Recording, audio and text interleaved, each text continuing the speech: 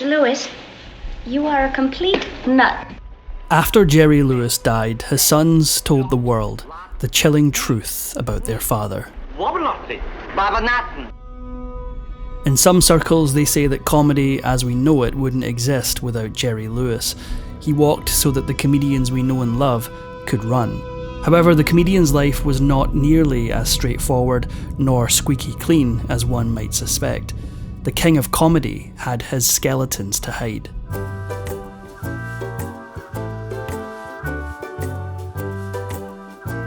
He was born on March 16, 1926, to two Jewish immigrants. His father, Danny Levitch, immigrated to New York from the Russian Empire, and his mother, Rachel, from Warsaw. His father performed in vaudeville, and his mother was a pianist. Lewis himself developed an impulsive sense of humour early. As a teenager, he played pranks and caused mostly harmless trouble. Lewis's early acts included a skit referred to as his record act. It was a simple gimmick. He would mime singing the lyrics while a record played off stage. By age 15, he'd landed a gig in Buffalo, but it didn't sell, and he was unable to book any more. Following this failure, Jerry Lewis seemed to have put entertainment behind him. Instead, he took on a series of jobs to make ends meet, including working as a soda vendor and an usher at theatres in New York. It wasn't until he connected with a friend of his father from his vaudeville days that things began to turn around. The friend was Max Coleman, and he convinced Lewis to give performing another chance. Lewis began performing, particularly in the Borscht Belt, a series of resorts in the Catskills in New York that were particularly popular with Jewish vacationers. It was here that Irving Kay saw Lewis's act and became his manager.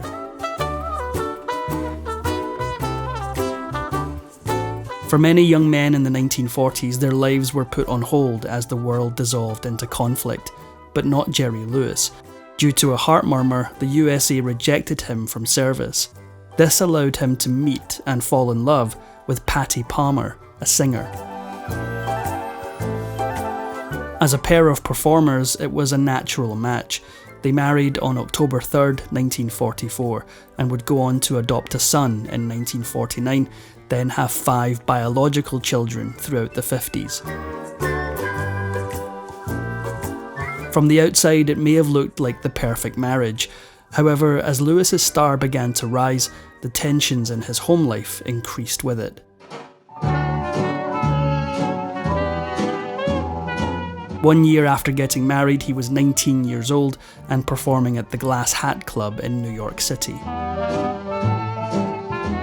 Dean Martin, then 27 and yet to fully come into his own as a singer, was also performing. It would be another 2 years before the pair would appear together for the first time on stage. This time, Lewis was performing in the 500 Club in Atlantic City. The other singer that had been scheduled to perform had become unavailable. They had a problem, but Lewis had a solution. He suggested that Martin fill in. Anyone who's a fan of classic comedy will know that eventually Lewis and Martin became a dynamic duo. However, in the early days, that was far from the case. They were so bad initially that Skinny D'Amato, owner of the 500 Club, threatened to toss them out if they didn't improve their act. Martin and Lewis needed to find something new, or they'd be sunk before they even started. There ain't no doubt about it, I'm no longer blue. Another thing that fans of classic films will know is that Jerry Lewis and Dean Martin had true magic.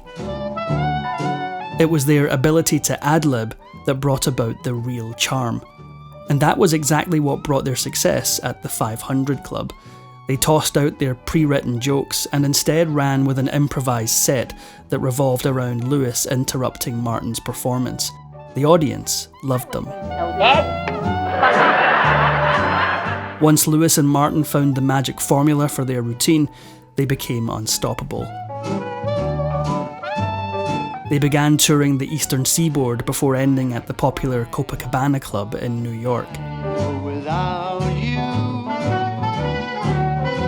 In 1948, NBC booked them for the Martin and Lewis Show, which ran on radio until 1953.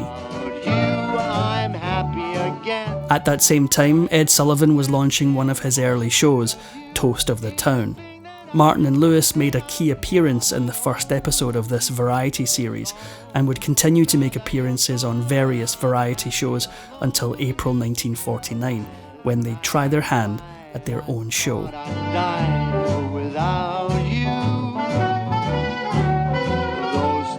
With a successful radio show under their belts, they expected their TV show to get a big reaction.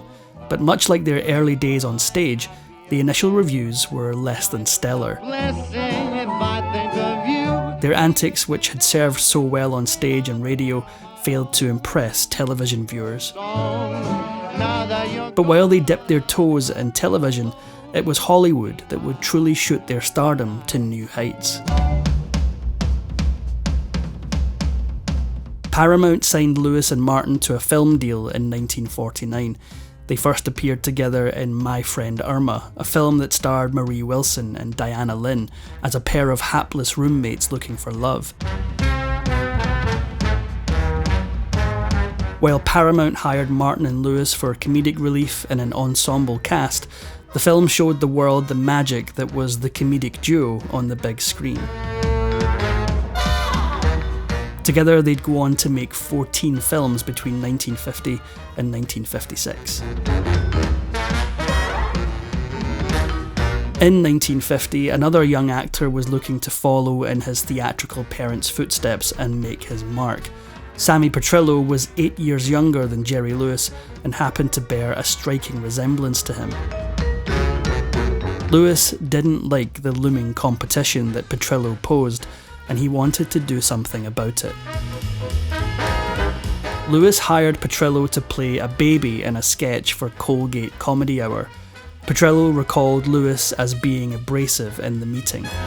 Although Petrillo was initially hesitant, he was persuaded to sign with MCA, Lewis's talent agency, but it backfired spectacularly. Lewis promised Petrillo work that never appeared.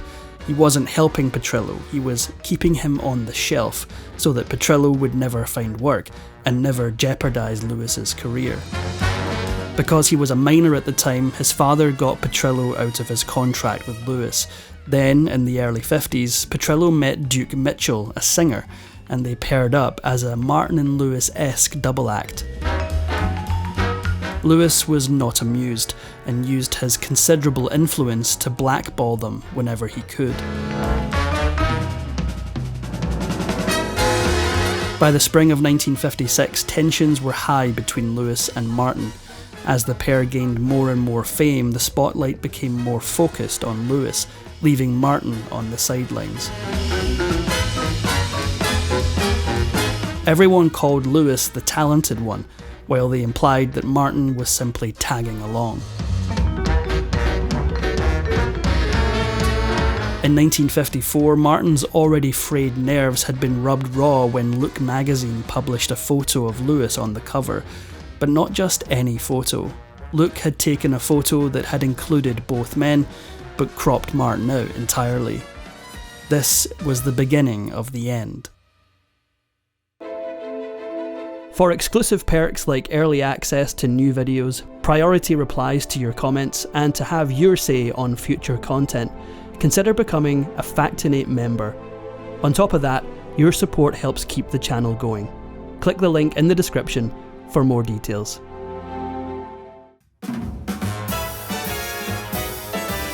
The last film that Martin and Lewis made together was called Hollywood or Bust. It was not a pleasurable filming experience. After that, they did a small series of engagements that they'd already agreed to at the Copacabana Club, which became their farewell shows. Exactly 10 years after teaming up, Martin and Lewis performed their last show together, and Lewis was on his own. Jerry Lewis had spent a decade working with Dean Martin. They had built their careers together. For many rising stars, it would have been their time to shine, but not Lewis. Following the split, he lost his confidence. Soon after, Lewis and his wife were on vacation in Las Vegas when he heard from Judy Garland's manager and husband, Sid Luft. Garland had strep throat and couldn't perform. He wanted Lewis to save the day and step into her place. Lewis may have been hesitant to step on stage as a solo act at first. However, this opportunity was exactly the push he needed. The crowd's response was rapturous and gave him the confidence to continue on his own without a partner. In response to this performance in Vegas, Lewis recorded the songs he'd sung, which earned him a record deal. He also began performing at the Sands Hotel and Casino in Vegas, which launched a new phase of his career that focused on solo live performances.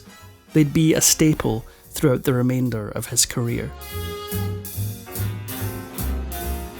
Lewis was a bona fide performer, and he'd proved that he didn't need Martin to entertain audiences. He appeared on specials and hosted the Academy Awards 3 times between 1956 and 1959. He also remained at Paramount and began starring in films solo. He signed a contract in 1959 that not only gave him unprecedented control over his future films, but also made him the highest paid performer in Hollywood to date. A decision by Paramount in 1960 enabled Lewis to change the way films were made forever. He'd filmed Cinderfella for a summer release. However, Paramount decided to save it for Christmas.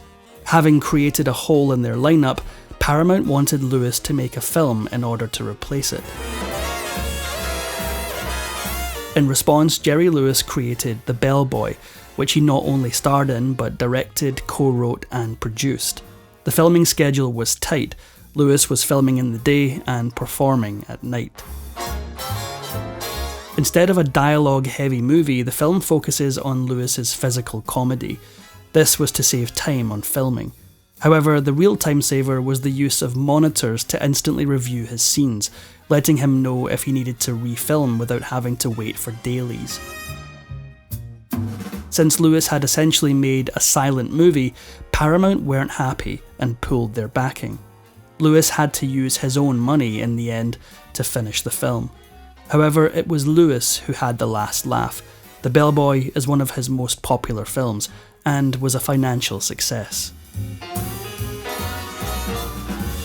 From this point on, Jerry Lewis would continue to have a large amount of creative control over his movies, often having some hand in writing, direction, producing, or all three. Although Lewis had made his mark as a solo artist, his early days with Dean Martin followed him, and the consequences of their split were devastating. Lewis stated that he and Martin didn't speak in private for 20 years, something he regretted. However, publicly, they reunited a few times. The most famous instance was in 1976 when Frank Sinatra arranged for Martin to surprise Lewis on one of his annual Labor Day telethons for the Muscular Dystrophy Association. This was one relationship Lewis seemed to repair before it was too late. His relationship with his family, however, was another matter entirely. Despite having never made an effort to hide his infidelities, Jerry Lewis remained married for nearly 40 years. However, in 1980, his wife Patty finally had enough of his antics and filed for divorce.